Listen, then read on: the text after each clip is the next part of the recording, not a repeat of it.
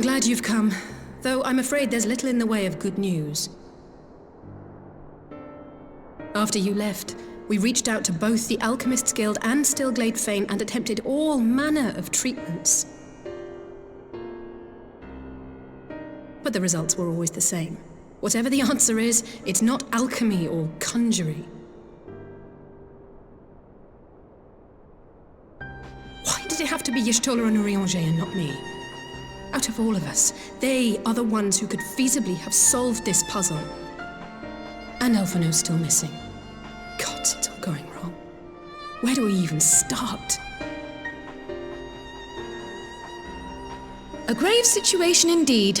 Might I be of some assistance?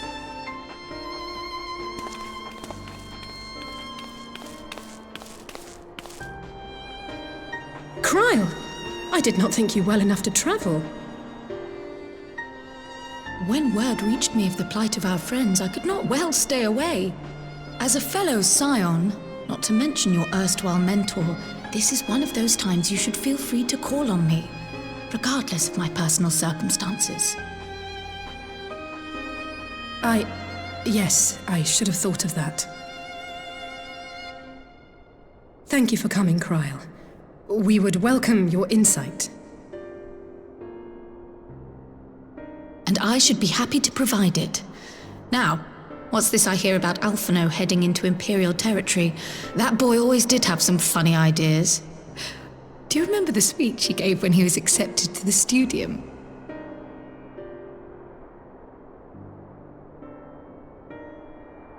My life's goal is naught less than the salvation of this star.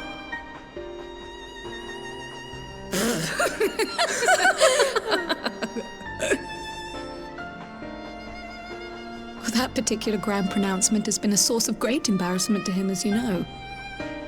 But the fact of the matter is, he meant every word and has lived his life accordingly. Yes, he remains altruistic to a fault, but I'm worried he was too fixated on his goals to see the dangers, as has happened before. You needn't be so concerned. Though his values remain the same, Alphino is not the blinkered boy he once was. Slowly but surely his eyes have been opened, thanks to a certain someone. A certain someone whom he'd be mortified to learn had heard about his little speech. Mum's the word, eh?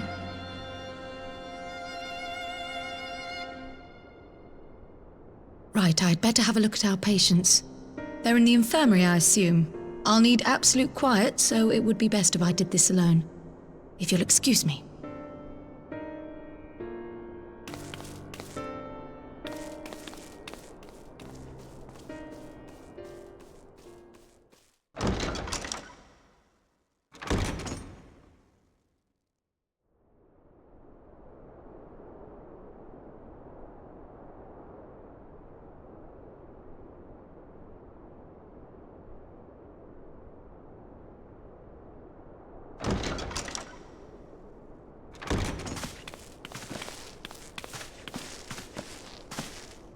All three are in fine physical health.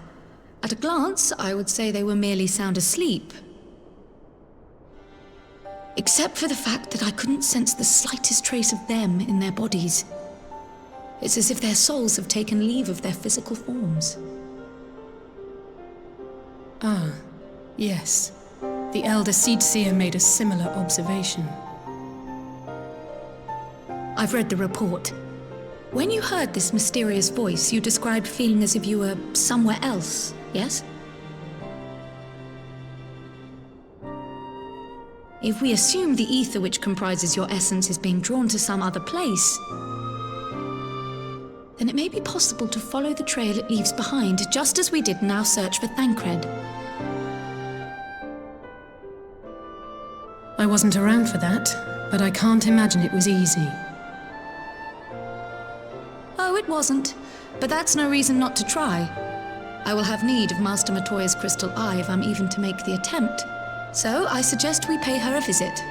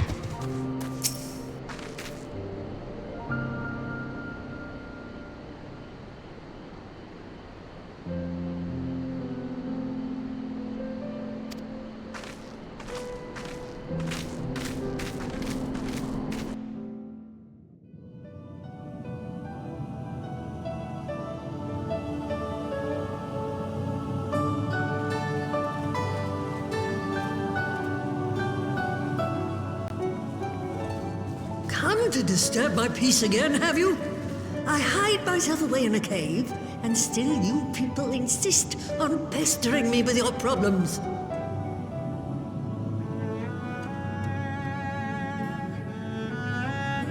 Oh, I mistook you for young what's-his-name, but I see now you're the sister. Weren't you supposed to be the lively one? I've seen happier faces at a rain-sodden burial. Well, I'm sorry to dash your expectations, but the situation isn't exactly conducive to gaiety. Ha! That's more like it. Stoller used to spit and hiss like a wildcat too. Better for a young thing like you to be filled with fire and leave the doom and gloom to your elders. Now, what exactly does this tragic situation of yours have to do with me? If I may, Master Matoya, we have need of your crystal eye once more.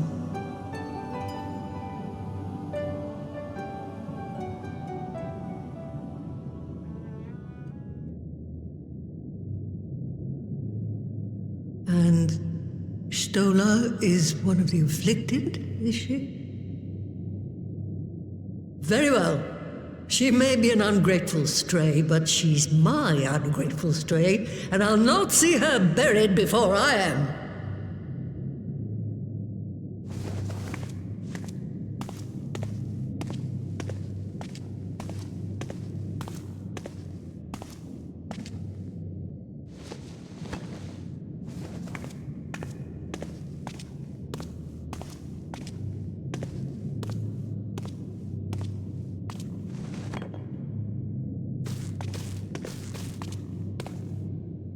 Right, let us see what we can see.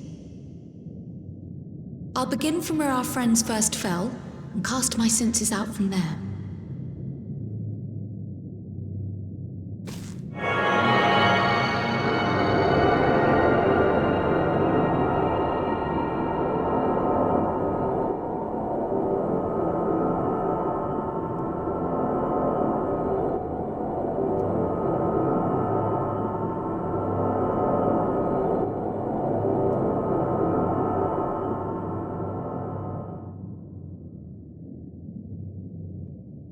What is it?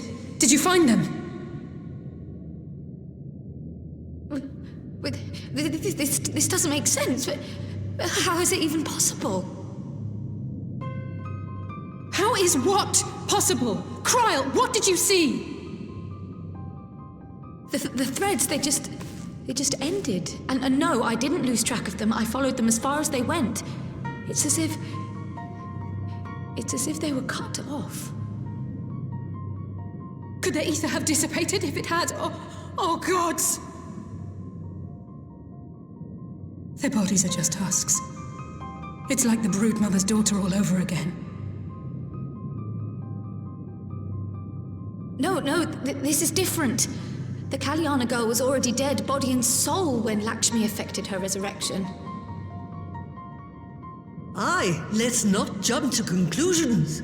If their physical forms yet breathe and show no signs of wasting, then it follows that their souls must still be intact somewhere.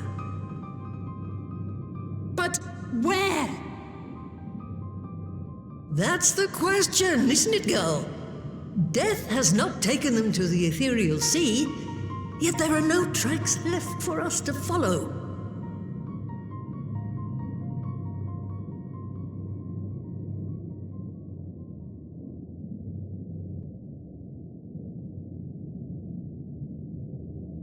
We're no closer to an answer than when we started. But knowing their souls are still out there is progress of a sort. We just have to keep looking. Pray, excuse me a moment. Yes? I remember, but... What, to Alamigo? We're on our way. That was Lee's. Apparently, a group of Populares have defected to Alamigo, and Maxima, the envoy Alphino left with... is one of them. I'm sorry. I realize we've barely begun here, but... Go, child, go! You've made up your mind, and life's too short for dithering. I'll do some digging in the meantime and see if there isn't some other method we could use to continue the search. Let's be off then.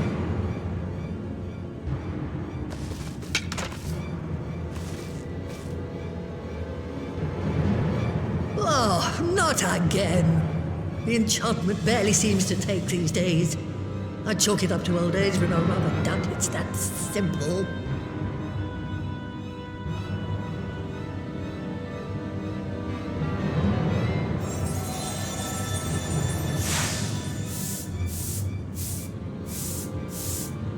Before they took ill, Y'shtola and Urianger were sharing notes on a thinning of the ether.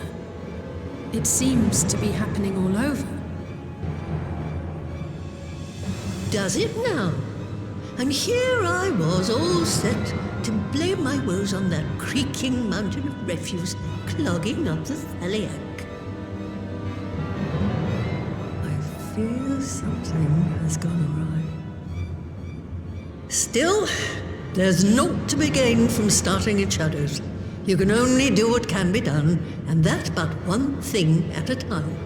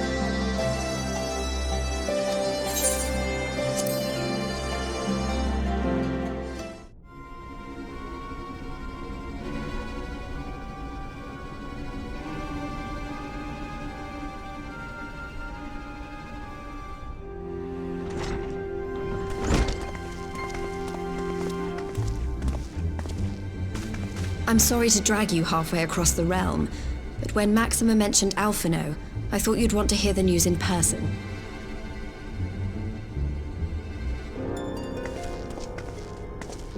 Ah, we meet again. Though I was hoping our reunion would be under more auspicious circumstances. What happened to my brother? Where is Alphino? Never fear, my lady. Your brother was in fine health when I took my leave of him, and I have no reason to assume that has changed. You assume? If you will allow me, I shall endeavor to explain events. Our troubles began not long after we departed Doma. While crossing the burn, we were fired upon by the Emperor's personal guard and forced to make an emergency landing. As we stumbled from the wreckage, our attackers fell upon us again, and we would have perished there and then were it not for the intercession of a third party, a band of mercenaries whose leader claimed to pursue a vendetta against the Ascians. This shadow hunter, as he styled himself, then escorted us out of the wastes to relative safety. Upon arriving back in civilization, I gathered my Populares colleagues and prepared to flee the Empire. Master Alphino, however, declined the invitation to join us, preferring to continue his investigation into the Ascian threat.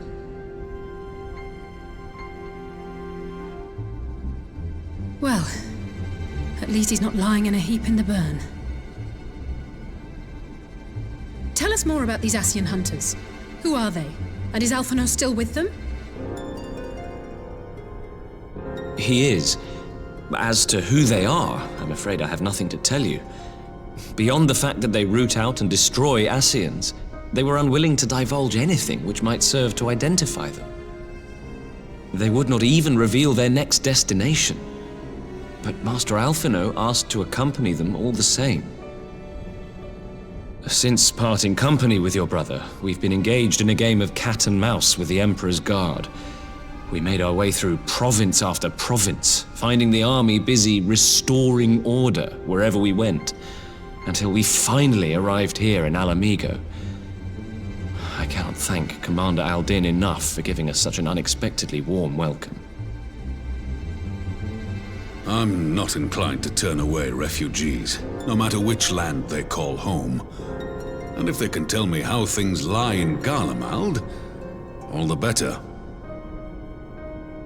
On that subject, there is much I would tell you. During the course of our journey, we heard tales that an entire rebel army had been slaughtered in the space of a single night. It would seem my former comrades grew tired of putting down uprisings in the conventional manner, and chose instead to bring a formidable new weapon to bear. Details were sparse, but the rumor alone was enough to dampen the flames of rebellion. I have also heard reports that several companies have withdrawn from their designated provinces and begun marching westward. It is my assessment that the Empire's forces are mobilizing for a large-scale military engagement. Westward? You mean they're getting ready to invade Alamigo? We knew this was coming, but not that it would be so soon. We've barely even begun to shore up our defenses. They won't stop an invading army. No, they won't. Dispatch messengers to the Alliance leadership requesting reinforcements, and send word to our officers in the field to hasten completion of those border fortifications. Prepare to meet the Imperials head-on!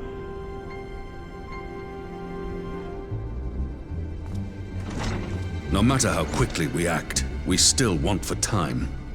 When the enemy comes into view, our best recourse will be to open negotiations with their commander, and see that the ensuing proceedings take as long as possible. Would you and Alize head to Doma and let Lord Hien know about this? I'm sure he'll want to hear about Alphino too. Consider it done. We'll send word when...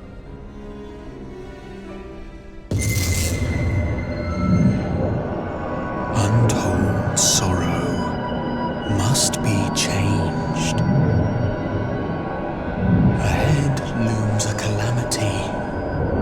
Eon become instant. Throw wide the gates.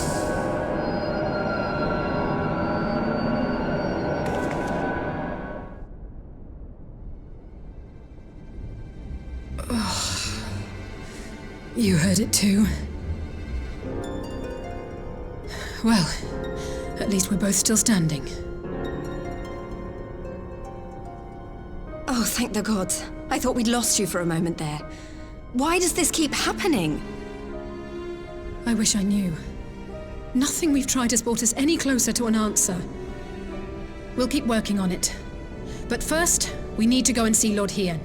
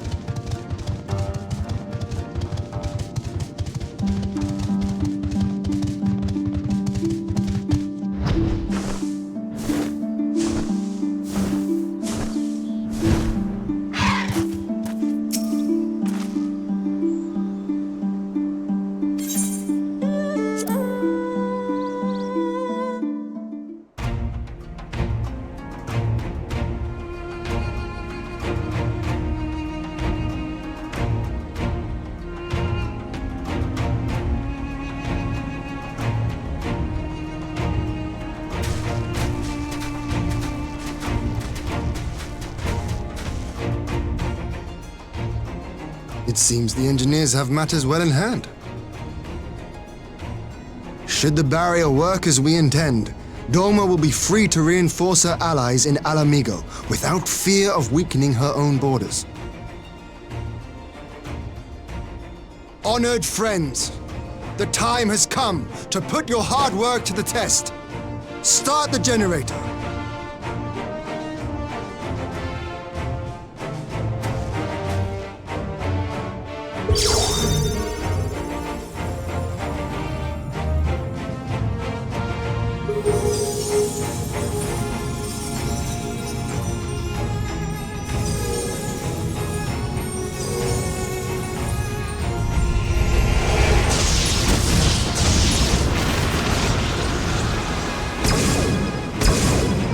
Node 1 is operational. Nodes 2 to 8 are reporting similar energy levels. The barrier is forming.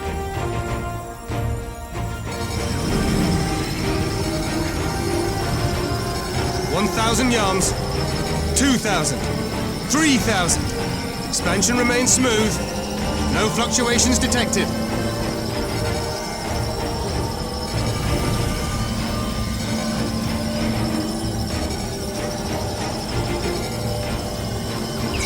4,000! 5,000! Target altitude reached! The barrier is holding steady at 5,000 yards! We've done it!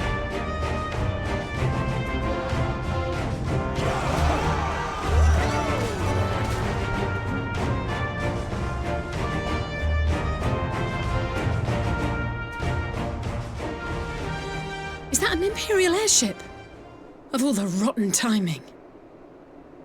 But this is a gift, Mistress Alize. They can test our new wall for us.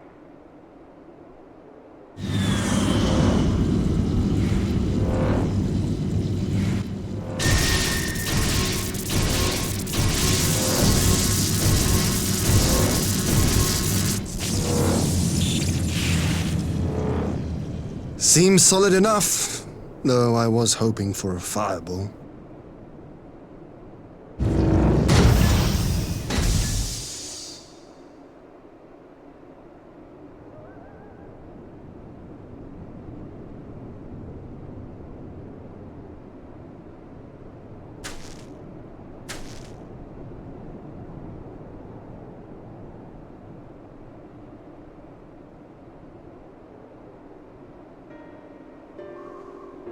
By the gods, it's Alphino.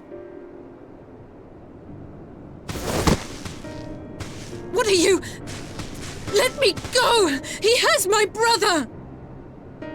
Lower the barrier!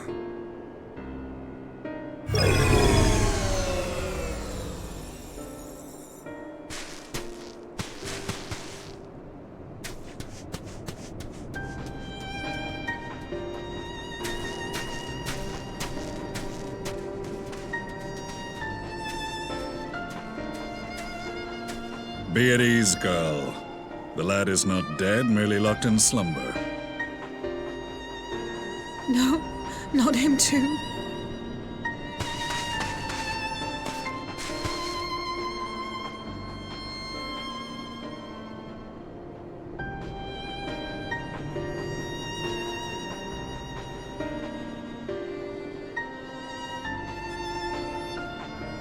We could identify no cause and found no remedy.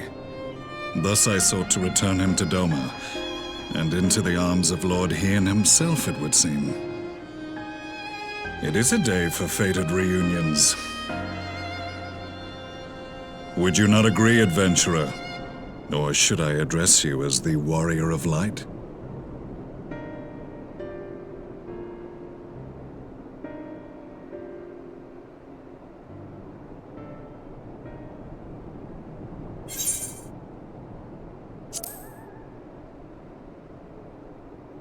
I, Gaius van Baelsar, the Black Wolf.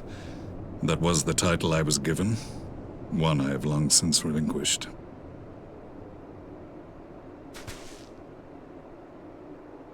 Stand down. The legatus of the 14th Imperial Legion died in Castrum Meridianum. I am no more than Gaius Baelsar, a man without rank or allegiance. Impossible! There's no way you could have survived! Do you remember how it unfolded? How I was deceived by La Habrea? How I was convinced that reviving the Ultima weapon would allow me to bring peace to Eorzea? The Ascian used me, as he used so many others, all to further the restoration of his wretched god. Yet even with the might of Alec at my command, you bested me. And as the Praetorium went up in flames, I was content to burn along with it. For a moment at least. A moment of folly. To surrender my life thus would have been to betray all who died for my cause. It was for them that I dragged myself free of the rubble, and swore vengeance on the Ascians.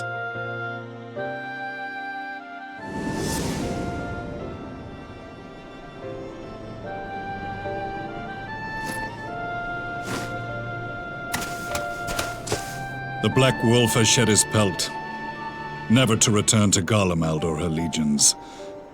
I live now only to exact revenge.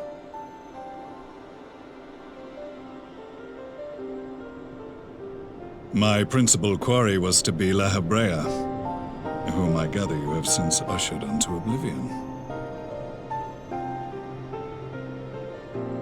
But so many more remain. Long as their kind lurked in the shadows, laboring to sow chaos throughout our world, I would see each and every one dragged into the light and put to the sword. Are the Scions not of like mind? In this single respect, perhaps. Then I shall continue the partnership the boy began, and share what intelligence I have acquired. Among the Ascians, the Black-Masked Ilk are subordinate to those who wear red. This you already know. Yet among the Red there exists a hierarchy. Those set adrift with the shards clearly stand below those still joined to the source. Nabriales, who once dared to intrude upon the Rising Stones, belonged to the former group, and while he was indeed a dangerous foe, his powers were inconsequential next to the paragons of the Source. The first was La Habrea, who plagues us no more. There is also the white-robed Elidibus, and the elusive Emmet Selk, about whom little is known. We have files on La Habrea and Elidibus, but I believe this Emmet Selk is new to us? As I assume my brother told you, we have evidence to suggest that an Ascian now walks in the body of the Crown Prince. Have you identified this interloper? Elidibus seems the most likely culprit. As emissary, it is his role to maintain the equilibrium between darkness and light. Your many deeds in Hydaelyn's name have upset the balance, and I believe he seeks to restore it by throwing his considerable power behind the Empire. As a leader of the Ascians, he is one of our primary targets. It was on the trail of this very prey that the boy and I came across the scene of a failed uprising. In the absence of a single Garlean casualty, we inspected the bodies of the rebels, and the lack of any external injury drew my immediate attention. They had been slain by Black Rose, an alchemical invention of the Imperial Army. When I yet served as legatus, I ordered its production halted, and all stockpiles destroyed. Toxic gas is not a tool of conquest, but of extermination. Toxic gas? This must be the new weapon Maxima warned us about. Something deadly enough to sweep away all resistance in a matter of hours. Gods. You don't think they're planning to use this in Alamigo, do you? Put your fears to rest. We infiltrated the production facility and destroyed all existing stores of the chemical along with the plant itself. Even should they rebuild the operation, they will not soon manufacture another batch. Regardless, I would draw your attention to a directive we discovered in the plant's records. The document was marked with a recent date and authorized with the signature of one Zeno Galvus.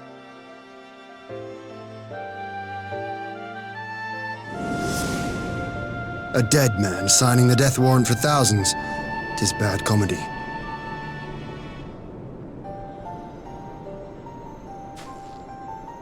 But the tale does not end there. Within that same facility was a chamber filled with devices of elegant design. Cloning technology, we realized. And what should we find in each and every incubator?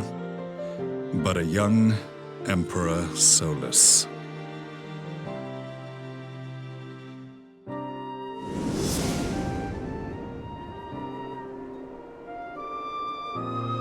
All of which prompts the question, were the Ascians responsible for these abominations, or was it the will of the Emperor?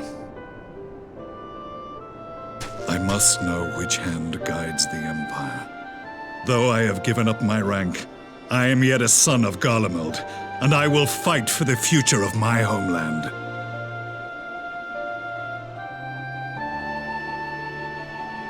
It is time I return to the hunting of shadows. We should focus on our common foe. To reopen old quarrels now would serve no purpose. You saved my brother's life, so I'm willing to let sleeping dogs lie. But in truth, it's not my decision to make.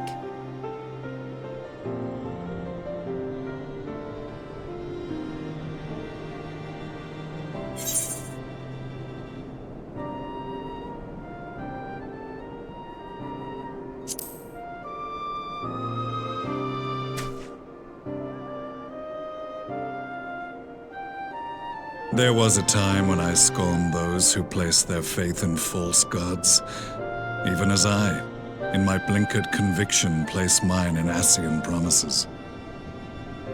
Unlike yours, my strength of will and my restraint was found wanting. We shall meet again, warrior of light.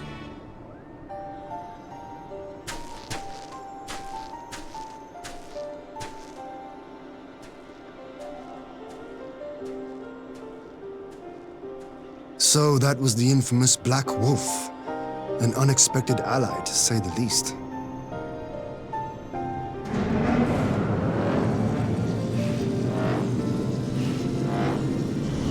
Well, I am content to leave the fine-tuning of the barrier to cleverer minds. Let us bid our friends from the Ironworks farewell, and see what can be done for Alphino back in Dorma.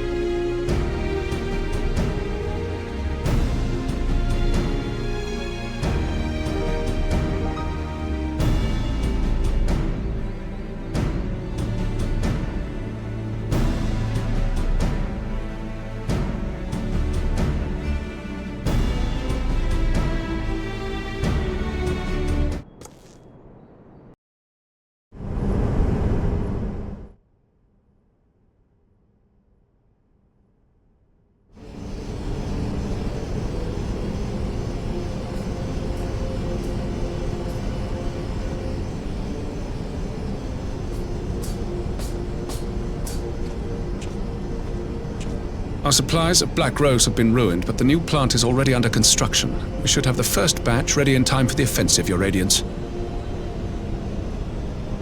See that you do.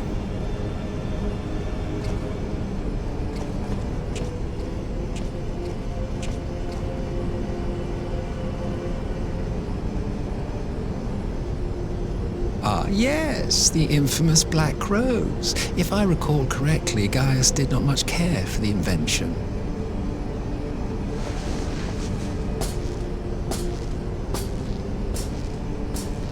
A ruthless and indiscriminate weapon indeed, this airborne poison. It seems you are capable of making decisions worthy of your bloodline.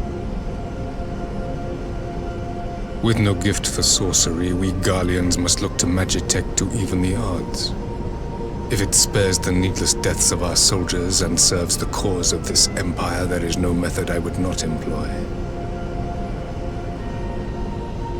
How very noble of you. Truly, though, I must commend you for embracing your role as Emperor. You play the part of the determined ruler well. Sometimes even I catch myself believing.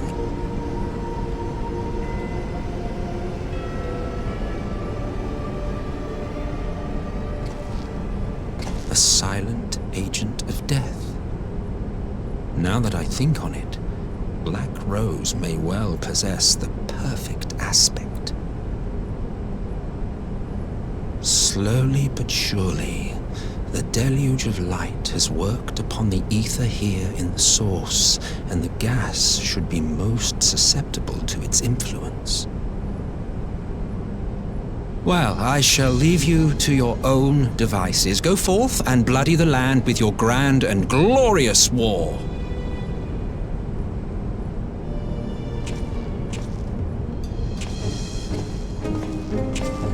While you do what, precisely?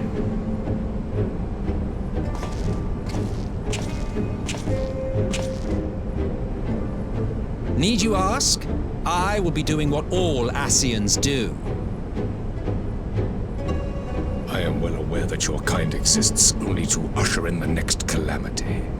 But you seem oblivious to the harm your singular agenda causes to the Empire.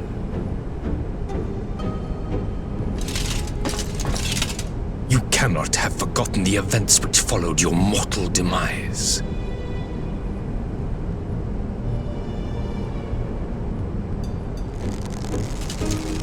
Our homeland was plunged into civil war for your failure to name a successor. The edifice you so carefully constructed was but a hair's breadth from collapse.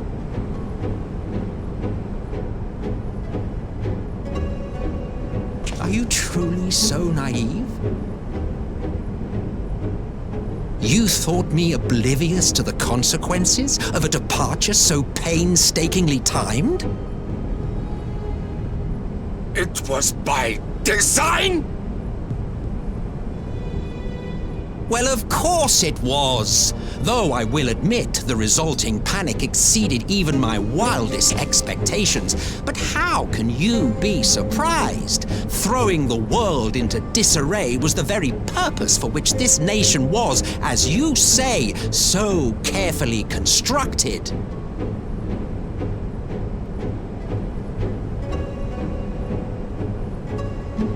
Now, if you have no further questions, I must be on my way.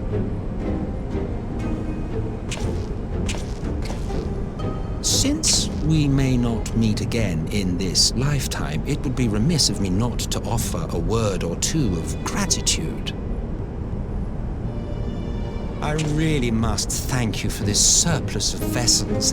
I can mold any host into my own image, but having bodies tailor-made for me in this fashion is so much less tiresome. You dabbled in elegant cloning techniques, yes? It certainly is a compelling, not to mention entertaining, field of research. And of all the options available, you chose the founding father on whom to experiment. You have a twisted streak to you, Varus. Like grandsire, like grandson, hey?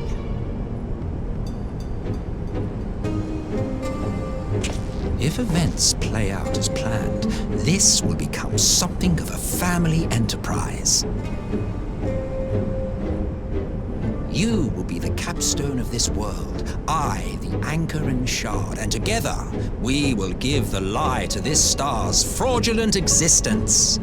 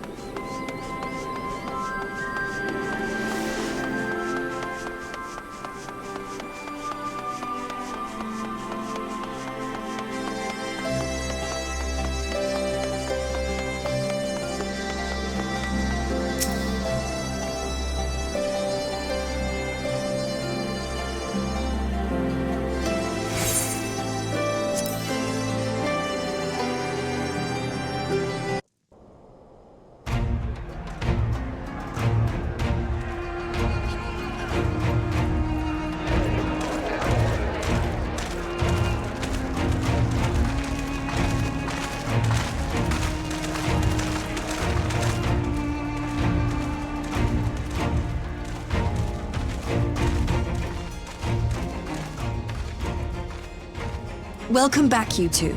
Greetings, Lord Here. Glad you could join us. Glad to be here. I would have come sooner, were our own defense is not in question, but I am pleased to report that our soldiers are assembling for deployment to Alamigo as we speak. We're grateful for your support. Thanks to the efforts of our allies, it won't be long before we've established defensive positions on this front as well.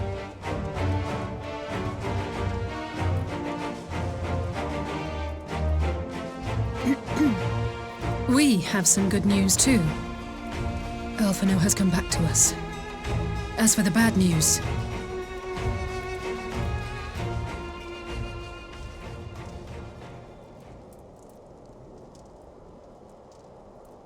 So, Alphino won't wake up, Gaius van Baelsar is alive and hunting Ascians, and the Empire is planning to poison us all with toxic gas. Does that sound about right? Ordinarily, any one of those things would have left me in shock. But the way things have been lately, it's all starting to seem pretty normal. Getting back to your report, are we sure this Black Rose is the weapon Maxima was talking about? It fits the description. And it seems we have Alphino to thank for sparing us an early demonstration of its effectiveness. I have a feeling this won't be the last time his bravery in the Empire will serve us here in Eorzea. The threat of an unknown weapon has had us all on edge. But now that we know what we're dealing with, we can take steps to defend against it. As for Gaius, I'm not sure what to think. Am I happy he's alive? Not in the slightest. Am I happy he's hunting Ascians? Aye, I'd have to say I am. Oh, Oh, speaking of Garleans you didn't expect to see, we have a tale of our own, as it happens. When we sent envoys to the Imperial Army to request talks, they returned with the message that Varys Zos Galvus would be attending.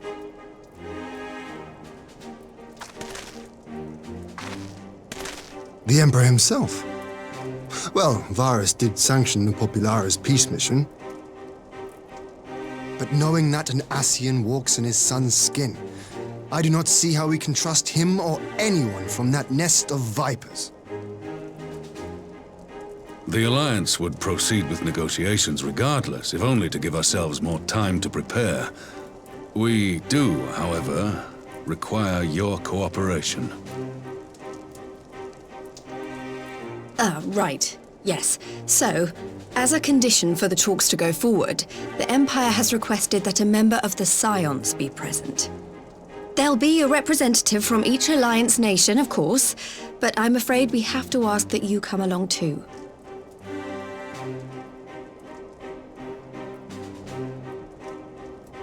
God, Lise, you know how much I hate politics. But then, what choice do I have? Alphino and the others aren't going to do it. Very well. I shall attend as the Scion's representative.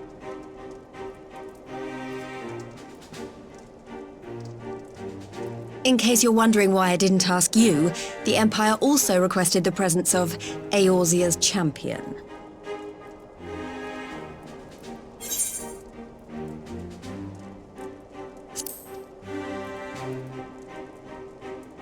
Oh, you're not, are you? Come on, if Alizé can put on a brave face, then so can you. Now, we don't know what Varys means to bring to the table, or why he wants you there, but having you close at hand should make all the difference. The meeting will take place on the border. Anticipating an early assault, we mean to position the bulk of our forces nearby. The Alliance leaders should already be on their way. Once you're ready, we can head out and join them.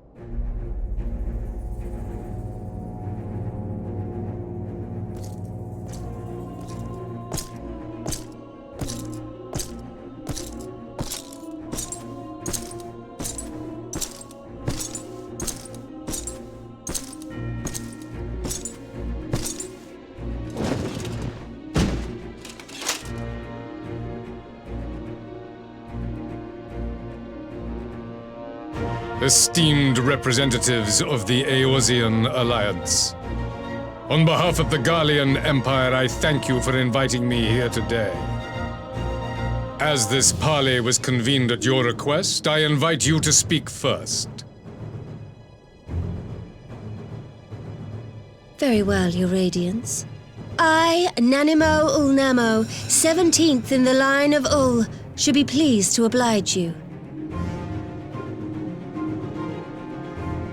As recent events in Alamigo and Doma have made plain, the subjugation and exploitation of neighboring nations is not a sustainable policy.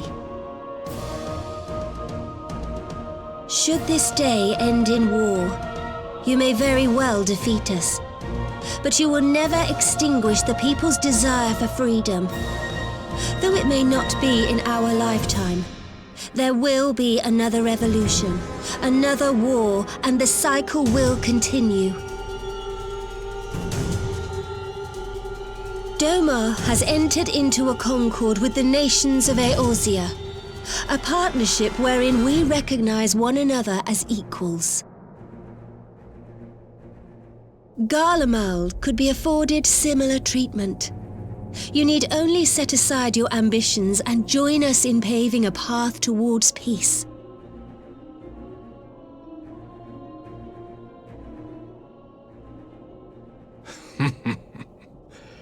You will not win me over with sophistry, Your Grace. As you know only too well, this alliance lacks the strength to keep the peace within its own borders.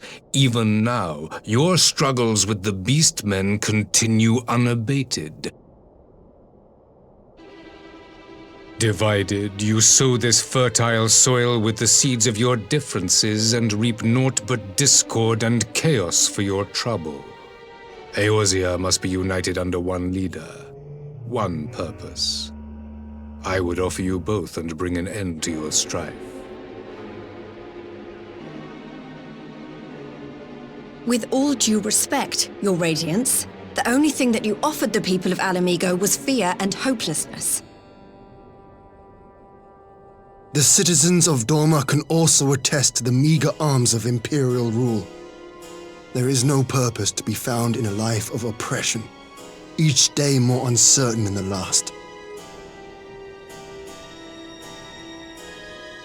Our people are willing to die for their freedom. A great many already have, and countless more will, if we don't put an end to this madness here and now.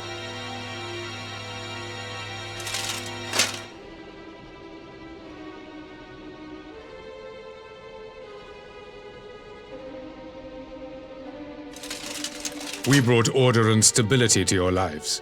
This madness and bloodshed is of your own making. You broke the peace, not Garlemald. Peace. Order. You kill our peoples, despoil our lands, take everything that is ours. And what? You expect us to lick the boot that grinds our faces into the dirt?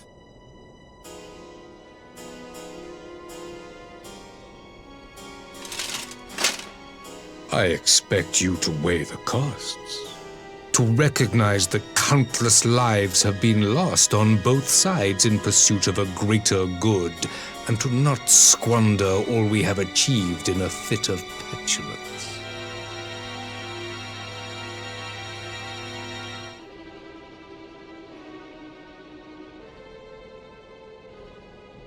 Your Radiance, I fear I can personally attest to the dangers of pursuing one's vision with such righteous fervor.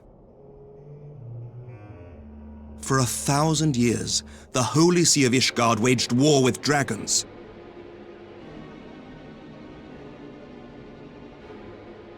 A 1,000 years of sacrifice, of sorrow and hate, in which we bathed in the blood of friend and foe alike. Had it gone on any longer, we may well have drowned.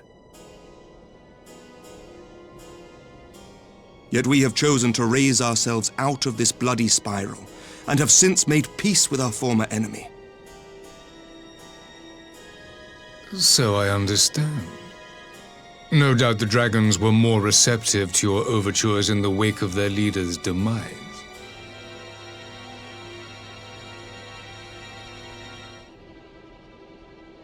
You speak of peace, yet use war to achieve it. Your father would not have bothered to obscure his intent with honeyed words. He understood that strength is all that matters in the end.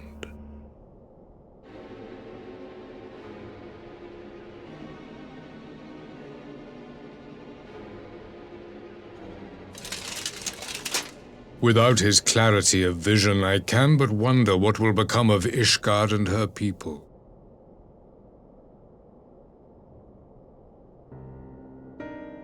There was a time when Garlemald too lacked a leader of conviction. Weak and unable to wield magic, we were at the mercy of the strong from whom we sought refuge in the bitter cold of the north.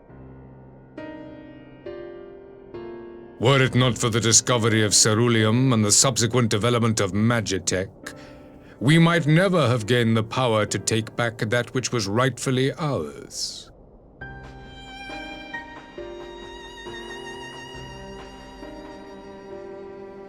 You speak as if your people were the first to have been driven from their homes.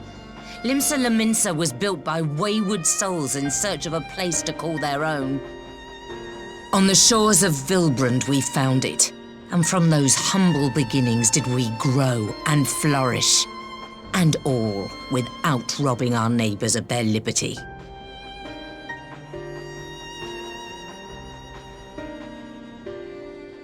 So saith the pirate. Am I to believe that you simply asked the kobolds to yield up their lands and that they were happy to oblige you? That you did not drive them out like rats in the hold of one of the many ships seized by your privateers?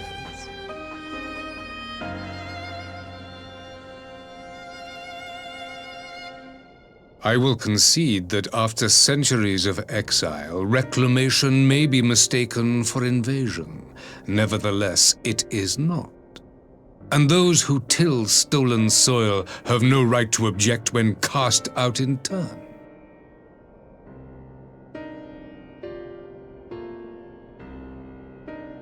Your uncompromising nature rivals that of the Ixal. They too lament circumstances which they themselves perpetuate.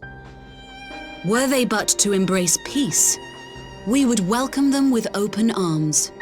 Indeed, some few have done just that, and now receive of the 12's Wood's bounty.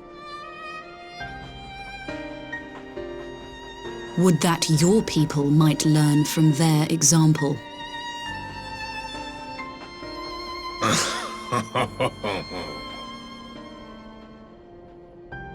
You dare compare us to the Birdmen? You who thought to invoke the 12 and threaten all of creation?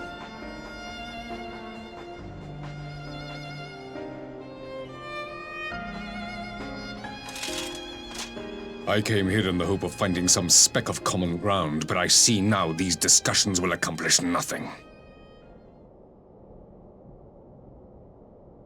Despite what you people may believe, I am not wont to choose the sword over the olive branch. 'Tis but a pity men are loath to accept one without first being shown the other.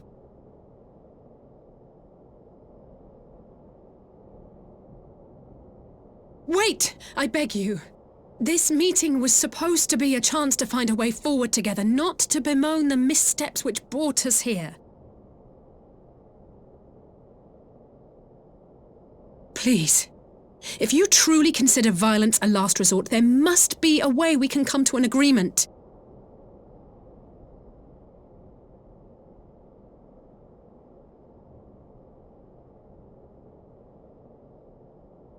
As Mistress Alisaie says, we did not come here to bicker over the past, but to discuss how we might strive towards a brighter future. Emperor Varys, may I suggest a short recess, that all present might compose themselves prior to beginning anew?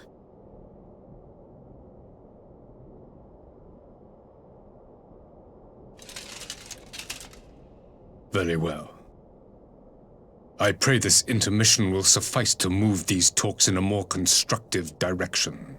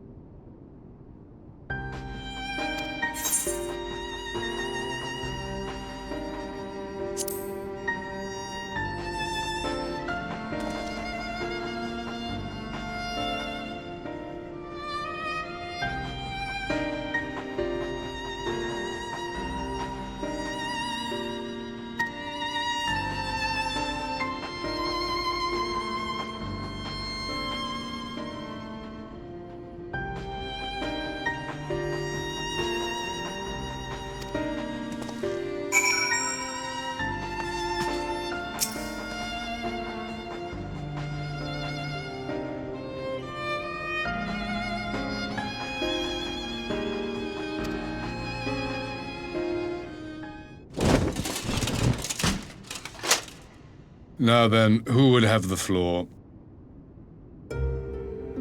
Before we resume, I wish to offer you an apology. After you graciously accepted our invitation to discuss an armistice, we have done naught but rebuke you at every opportunity. I believe I speak for all of us when I say we are deeply sorry for our discourtesy.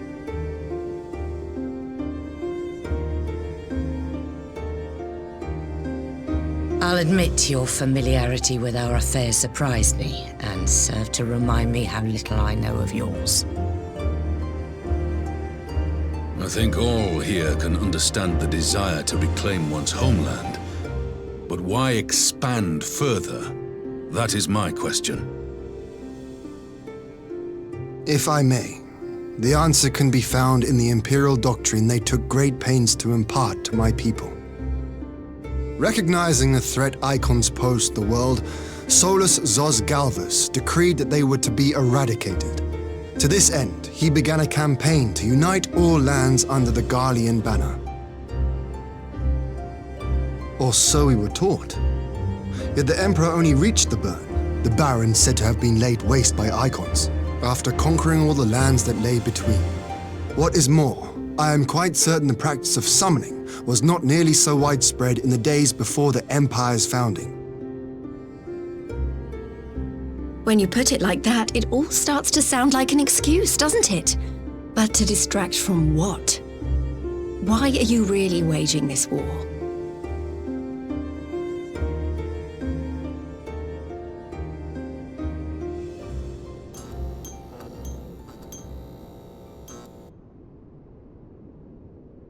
Finally, you ask the right question. I can but hope you heed mine answer and at last accept the righteousness of our cause. My goal is this: to return the world to the way it once was, the way it was always meant to be. In doing so, mankind will be made whole once more.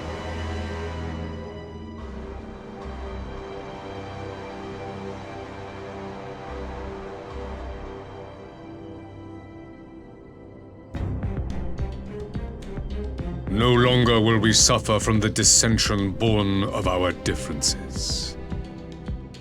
There will be but one race, a perfect race, as we were when time began. What in Rolga's name are you talking about? I am talking about the origins of the star, of the source and its 13 reflections.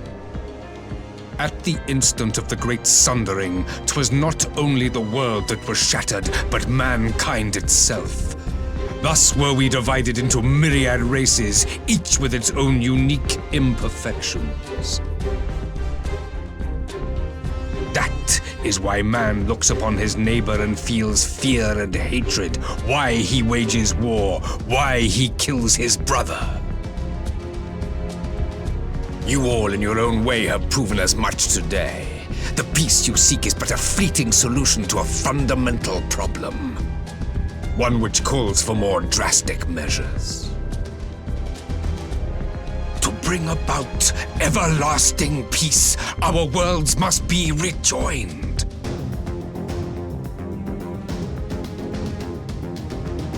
That is the goal the Empire would see realized. The glorious future unto which we shall one day shepherd mankind.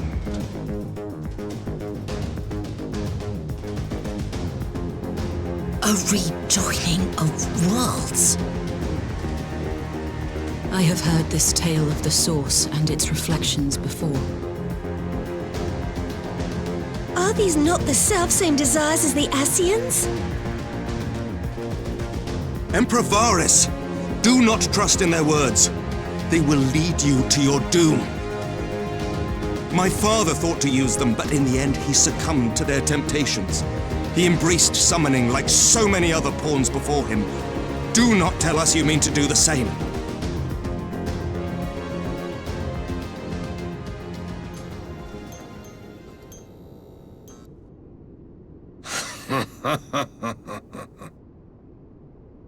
To be a pawn, free from the burden of choice, would be a blessing.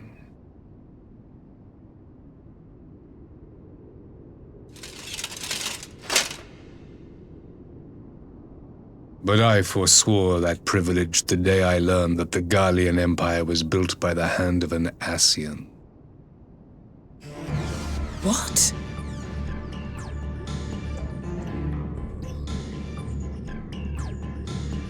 Yes.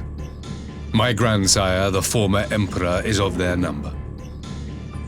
And who better to build an empire capable of bringing about the calamitous change we desire? Would you condemn me for this alliance, for bowing to the will of these shadowy masters, when the prize is true and lasting peace?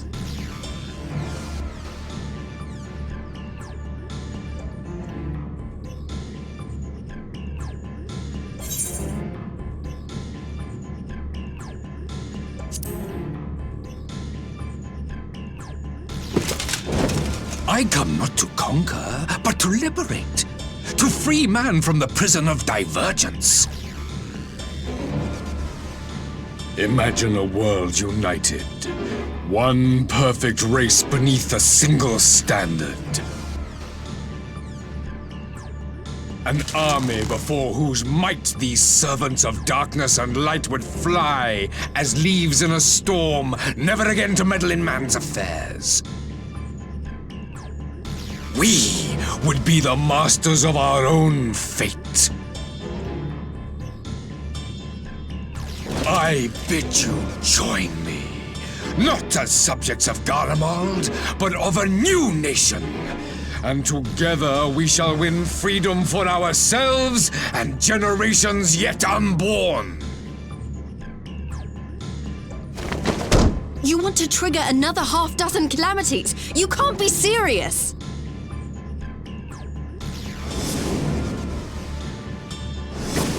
Have you forgotten how many died? There will be no one left! Do you truly imagine we would aid you in your bloodletting? It is unthinkable! Unconscionable!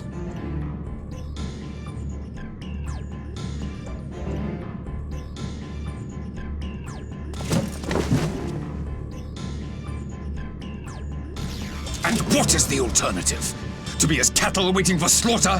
I would have us work together, that we might take fate into our own hands!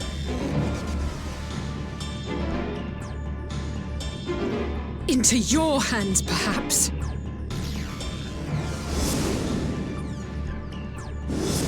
But what of the other worlds, your radiance? With every calamity, you obliterate a star and every soul that dwells on it. To the Ascians, we are all but tiny, momentary specks within an indifferent universe. We cannot hope to oppose them until we have been made whole once more.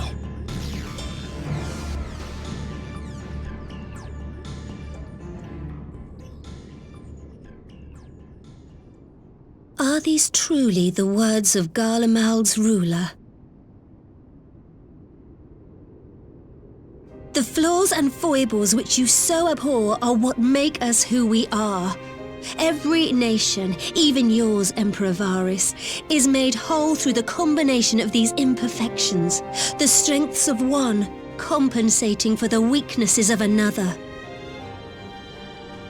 While it is true that man succumbs all too often to anger and avarice, he may yet overcome his baser instincts through the forming of bonds with others, fostering community and cooperation.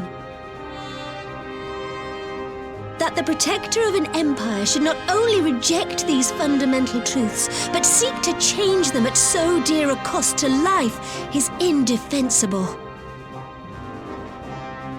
Such a man is not fit to govern.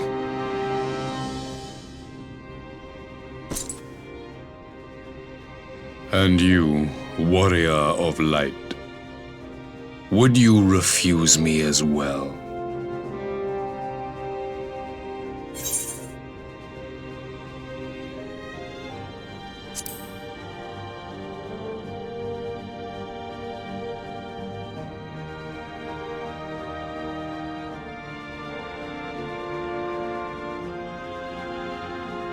It would seem the Alliance is of one mind on this matter.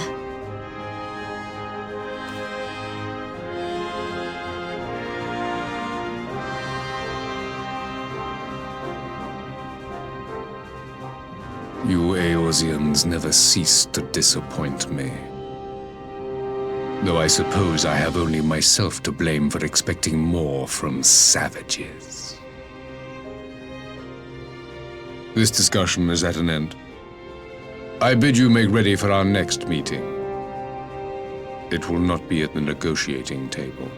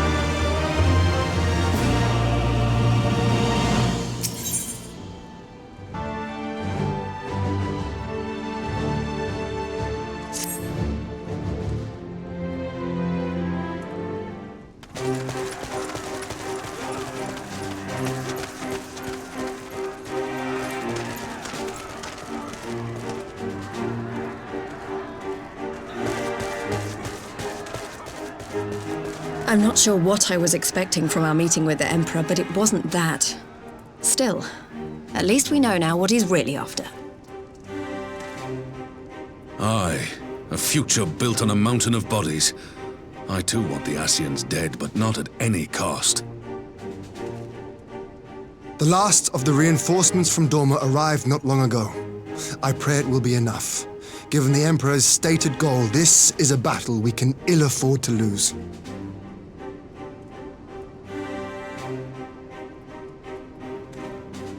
If the Gallians come in force, we may not have much say in the matter, even with our combined strength. We knew from the first that the odds would be against us. But if there is even the slightest chance of victory, we must do everything in our power to seize it.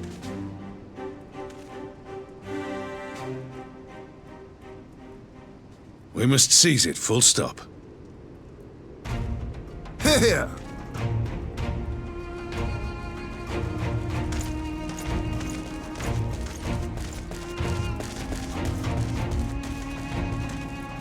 The two of you are to join an irregular unit and support the main host. I won't bother asking if you're minded to fight. After coming this far, how could I not? And for once, there's no one around to countermand me. Not that they would. Not even my brother. But we all know who really make the difference. Ready to frighten some Garleans?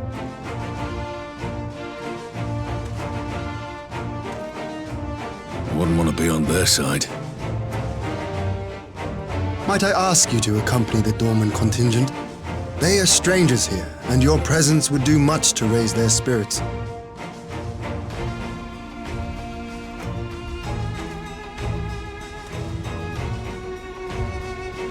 We would be honored.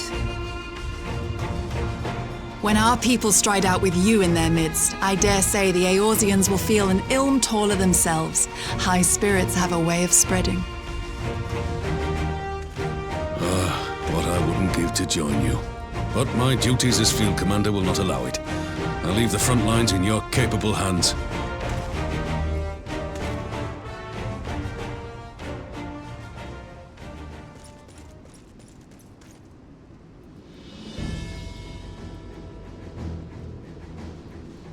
Comrades, ready your arms. The hour of battle has come. May the crystal guide us to victory!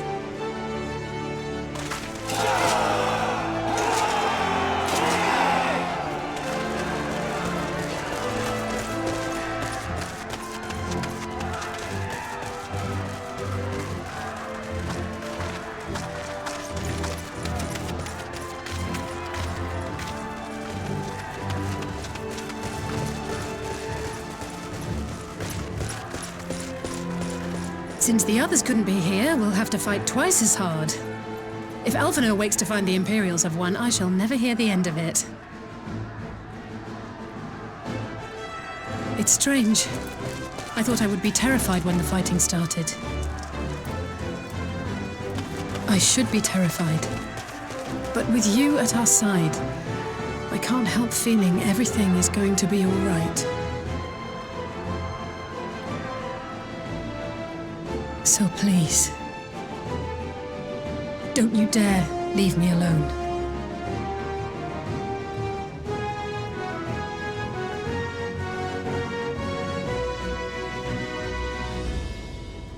No matter what happens, we have to survive together.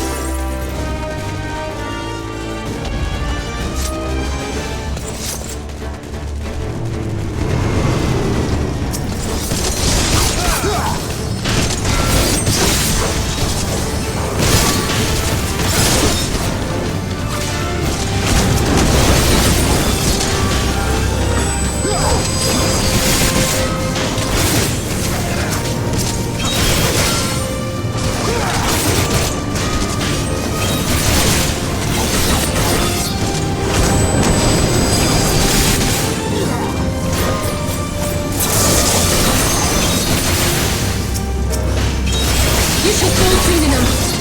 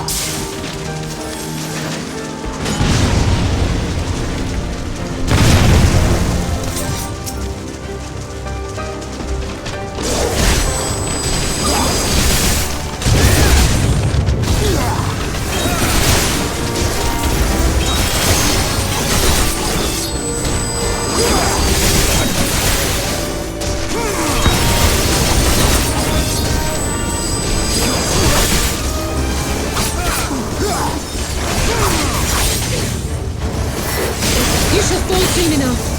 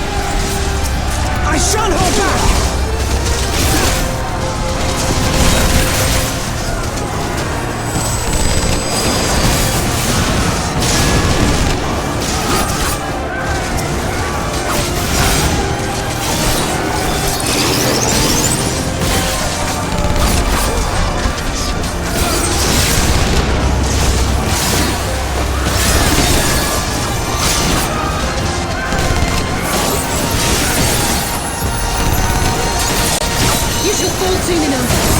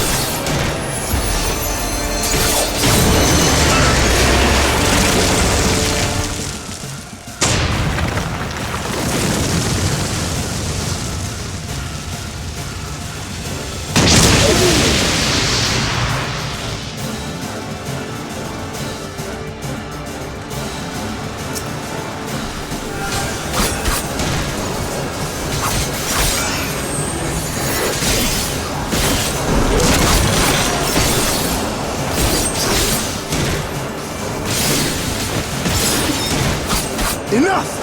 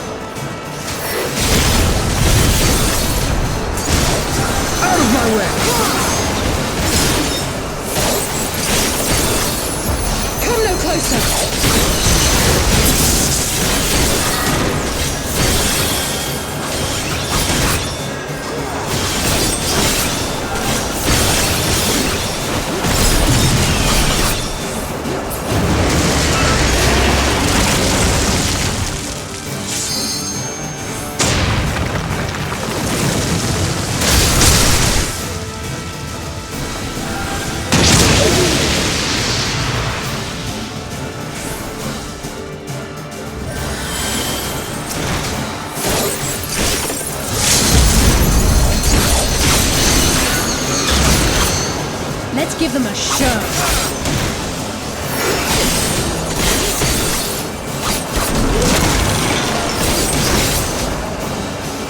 It's all over now!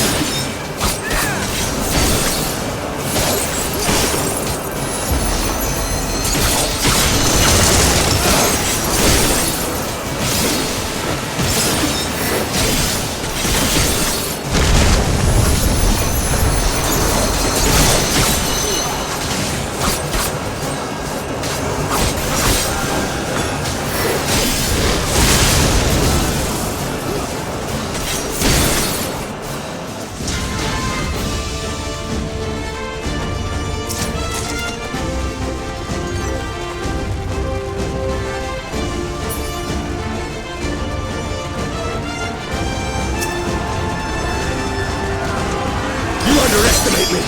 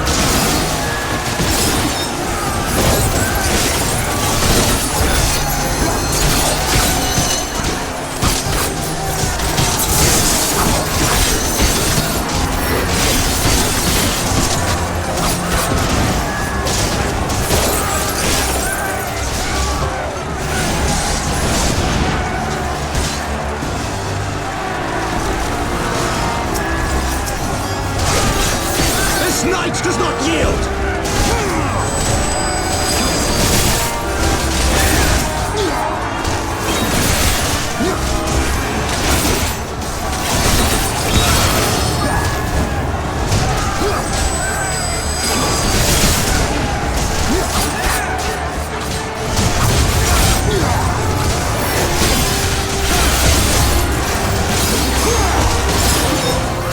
Enough!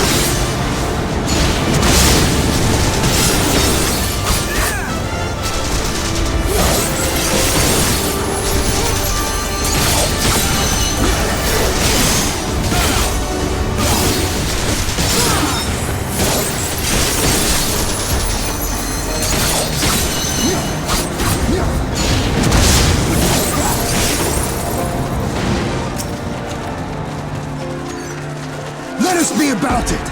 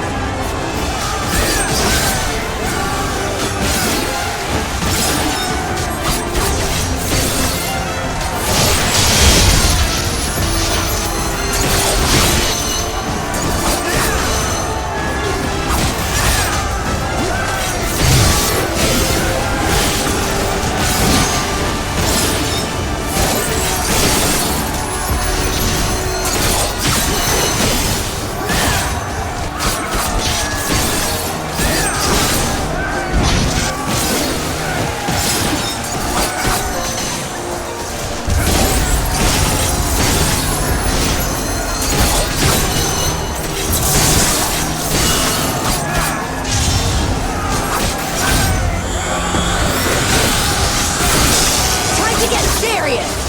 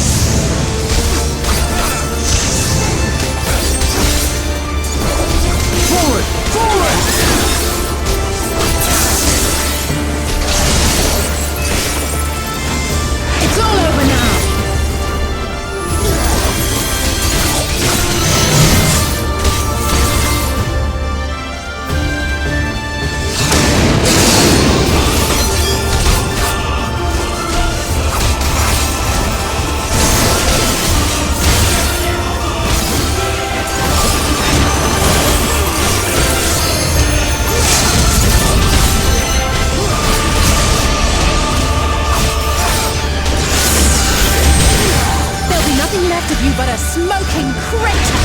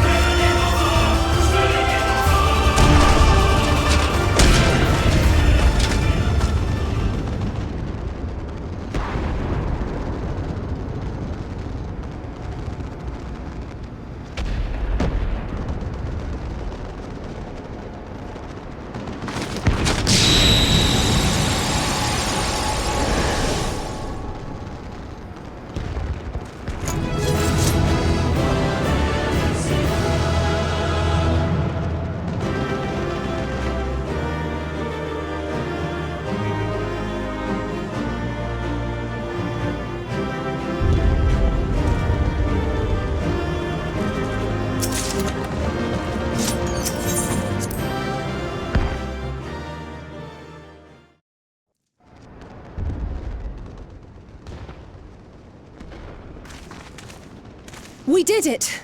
I dare say they'll be reeling from this. You were truly inspiring in battle, my friend. I'm determined not to be outdone, but there seems to be no one left to fight. A tactical withdrawal, perhaps? We should give chase. Finish them off while we have the chance. Imagine the other surprise when they wake to find the war already won.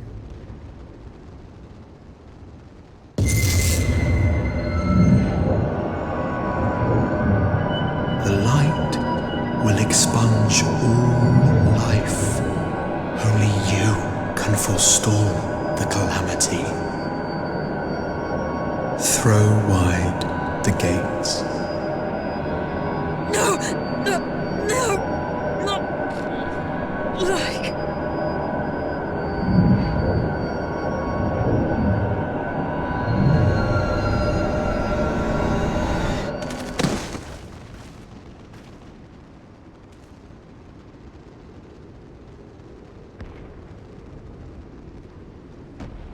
Oh no, don't tell me. Are you all right?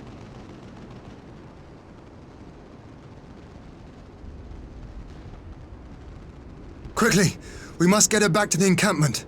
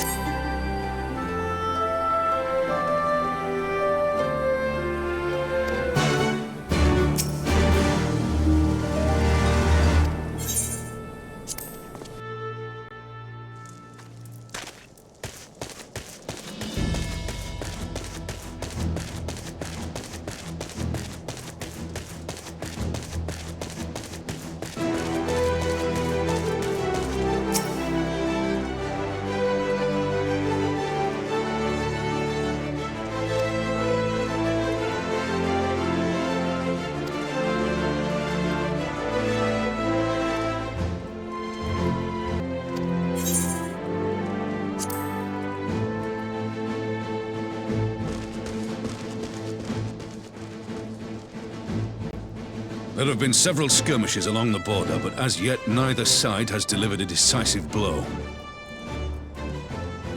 We had long assumed that the Garleans would overwhelm us in a straight fight, but we seem to be gaining ground, albeit slowly. As to why that might be, the most likely explanation is that they have yet to commit all their forces. Still, we're winning, and our latest intelligence suggests the Emperor has retreated back to Garlemald. In light of this, we're considering launching an offensive with the aim of pushing the front line forward and giving ourselves some room to breathe.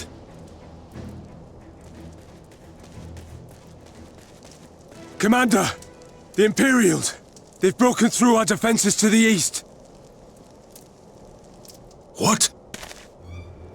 Our scouts say their forces are being led by Lord Xenos. Lord Heian and Commander Hext have taken their troops to provide support, but we don't know how long they can hold out. So, they've been biding their time, waiting for his arrival, have they? Very well. Send word to our allies, requesting reinforcements for the front line.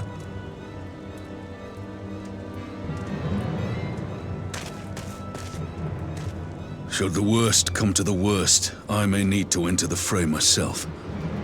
But what of you? Do you still have the strength to fight?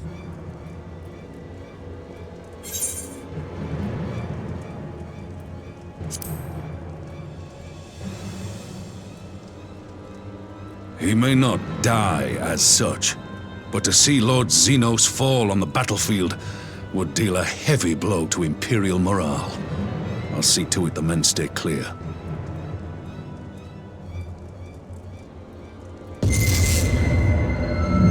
Why won't they open? Please, I bid you open!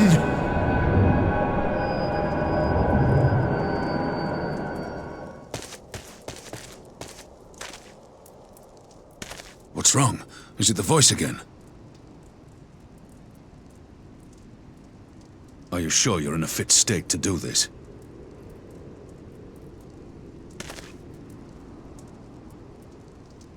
May Ralga grant us strength. Give 'em hell, lad. I, for my part, will defend this place to my dying breath.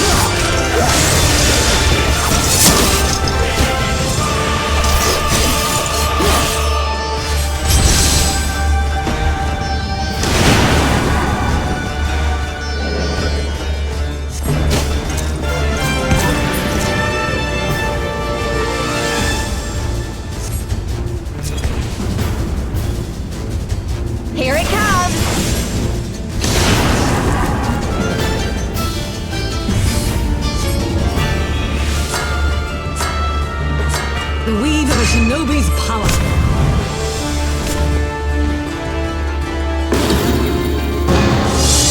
The art of my forebears.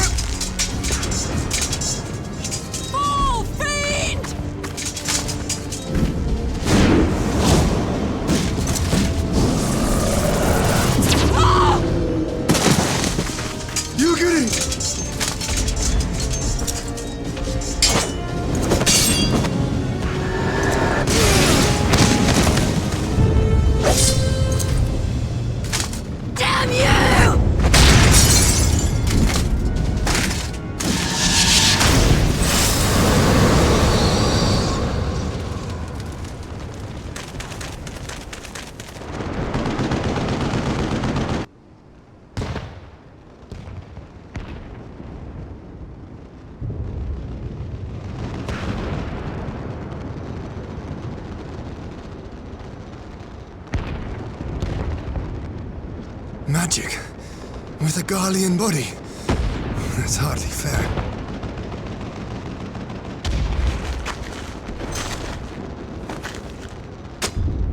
Still, he must be stopped, no matter the cost.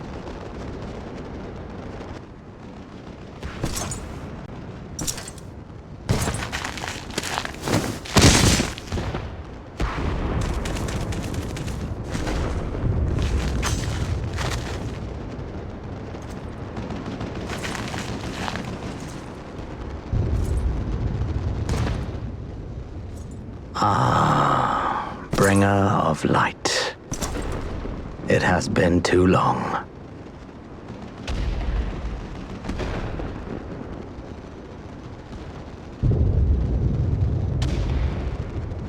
No words to mark our reunion? So be it. Equilibrium must be restored, and only your death will redress the balance.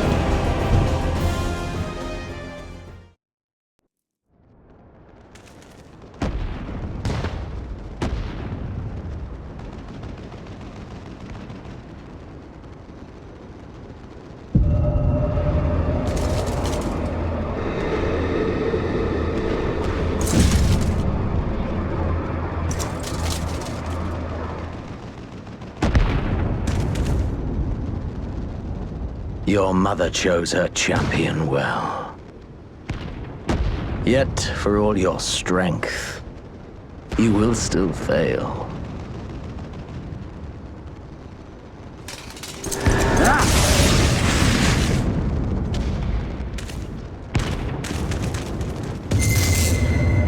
Please, I beseech you.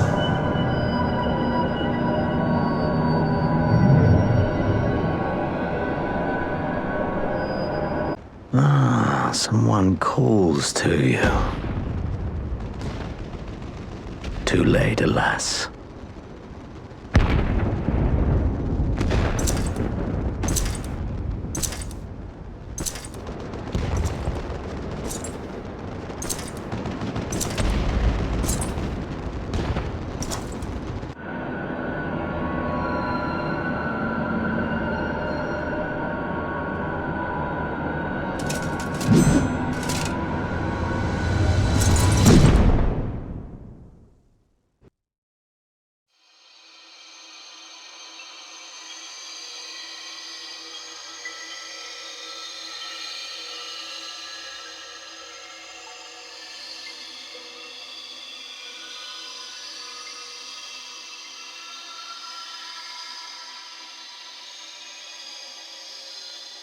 At last, I found you.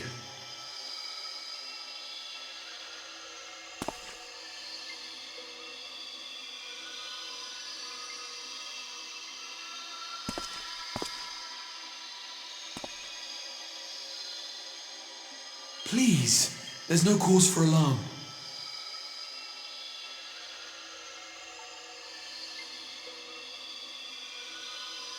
Though, I confess, this is not where I had intended to meet. But the place of our meeting is of no consequence, like the war you wage. Win or lose, the path you walk leads only to oblivion. The better path leads you here, to me. I have need of your strength.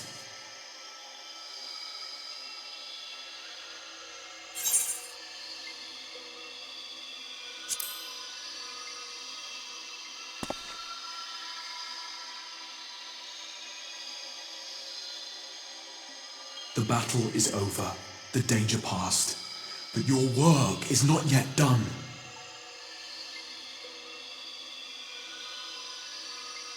Go to the Crystal Tower. I have left something for you near its base. It will serve as a beacon of sorts, one which I pray will help you on your journey.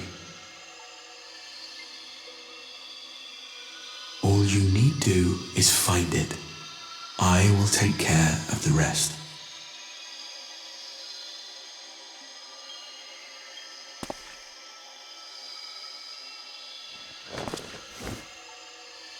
Soon we will throw wide the gates, and the path to the first will be yours to walk at last.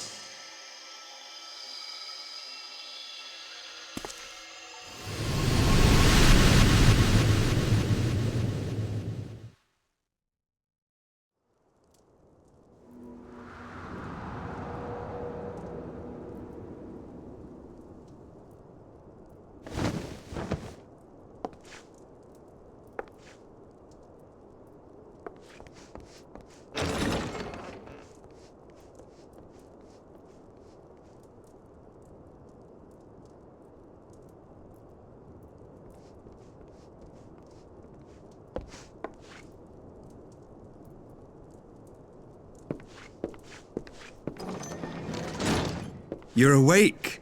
Thank heavens.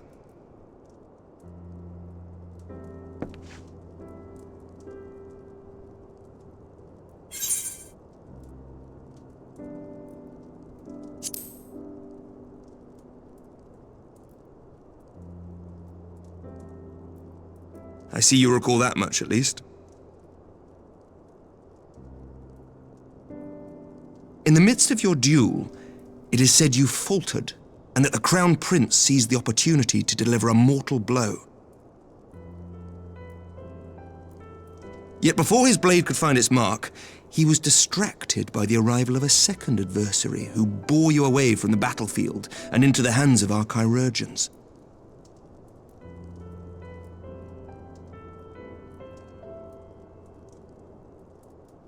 Lest you wonder, he left before you awoke. As is his wont.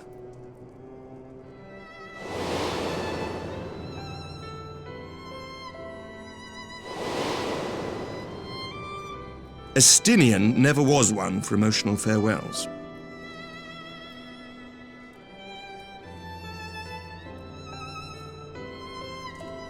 Though Xenos bested all before him, the battle clearly took its toll, for he retreated shortly after your rescue. Seeing this, the remaining Imperial forces decided discretion was the better part of valor and pulled back, allowing us to re-establish our position. We have since received word of renewed unrest in the provinces, doubtless inspired by the efforts of the Eorzean Alliance and our Far Eastern allies. Nor does the good news end there. We have also come into possession of intelligence suggesting unrest within the Imperial Court. This would certainly explain why both the Emperor and Lord Xenos appear to have abandoned the fight. A long-awaited ray of hope in these dark times.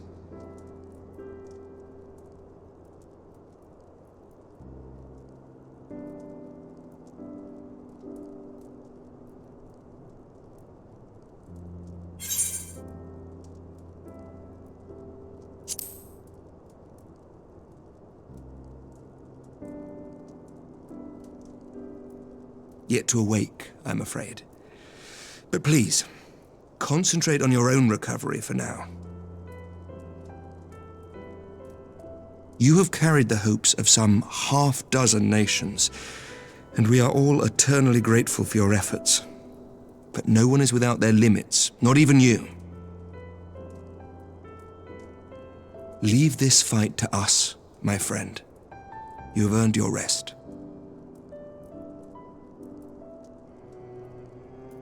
But before I forget, I was asked to deliver a message as soon as you awoke.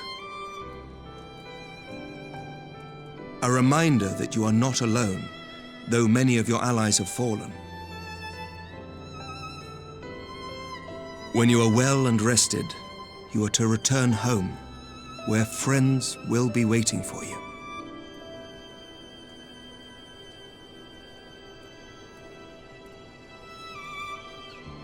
Now, if you will excuse me, I must return to the front. May we meet again soon, under happier circumstances.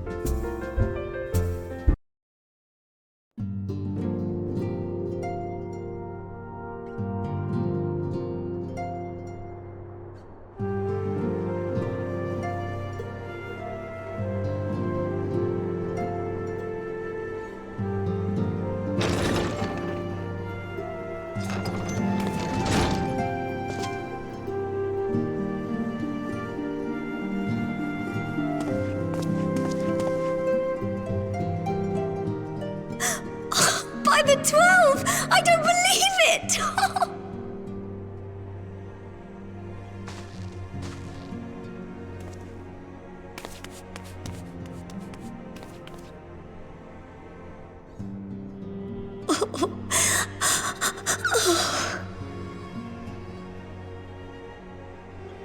I rushed back as soon as I could. I swear, my heart nearly stopped when I heard you'd collapsed like the others. What in heaven's name is going on?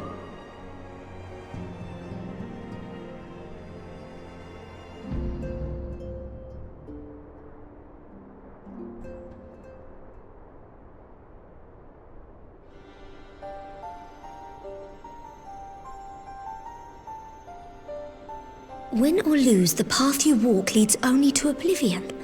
Oh, well, that's helpful. And what else did he say? The better path leads to him?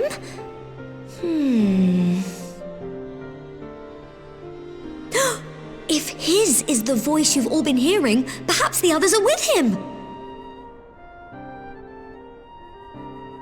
Sir Emmerich said the fighting had reached a stalemate, didn't he? But if that monster masquerading as Xenos comes back... Thancred, Yestola, Urianger, Alphino, Alize. You're going to need all of them on your side to defeat him. And I forbid you from going to face him on your own. Do you hear me?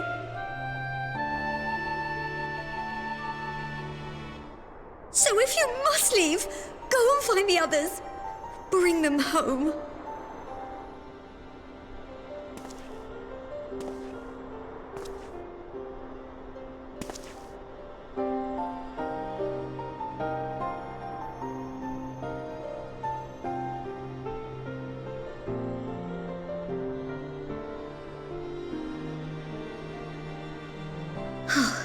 As for where to start, you said the stranger had left a beacon for you at the Crystal Tower, right?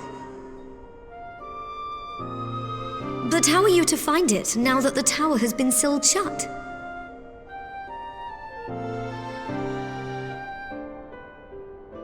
There has to be a way. If anyone would know, it's Sid and the researchers of St. Coinac's find.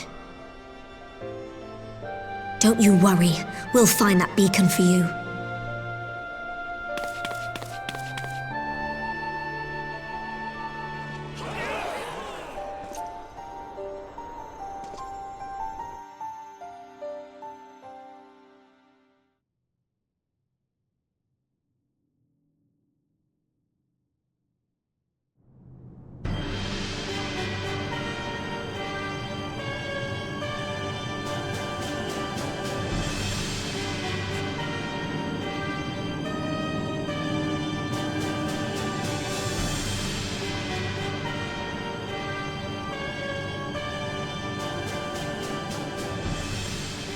I pray you have good reason for abandoning the front.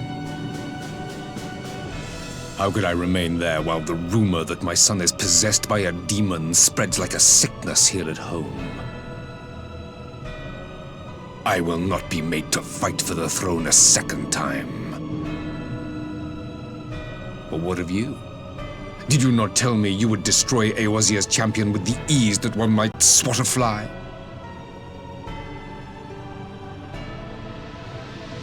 A minor setback. He will not escape me again. Where is your grandsire? I would have words with him. How should I know? Do you hide from each other's sight as well? I imagine he's doing what all Ascians do. He must have found a way to take advantage of this turmoil. Men are not pawns to be played with, Ascian. You underestimate us at your peril. This war will not be decided by you and yours. Man must choose his own fate, and I, for my part, will do all within my power to see Garlemald emerge victorious.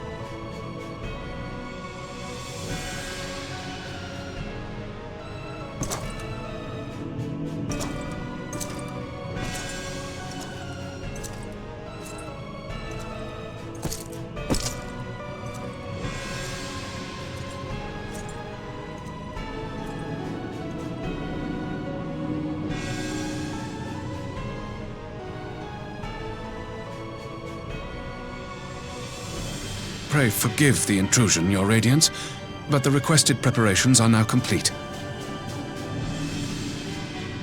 We stand ready to begin production of Black Rose upon your order.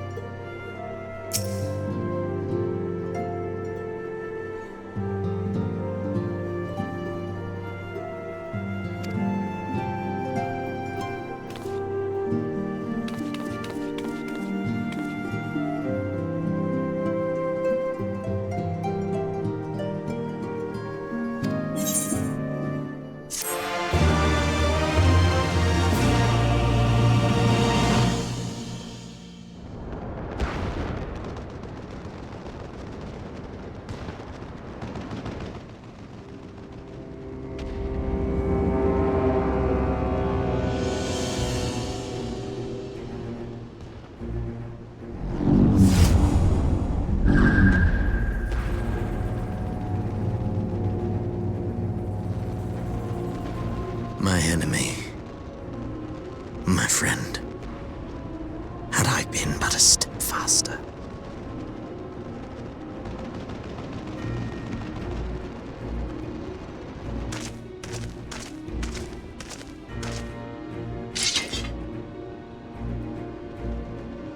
Bloody savages!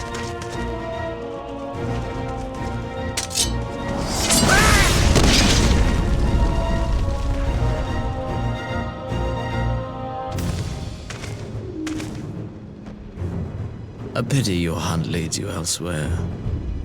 Not that I am surprised. May you find joy in it. Grow stronger, more savage, and savor every triumph.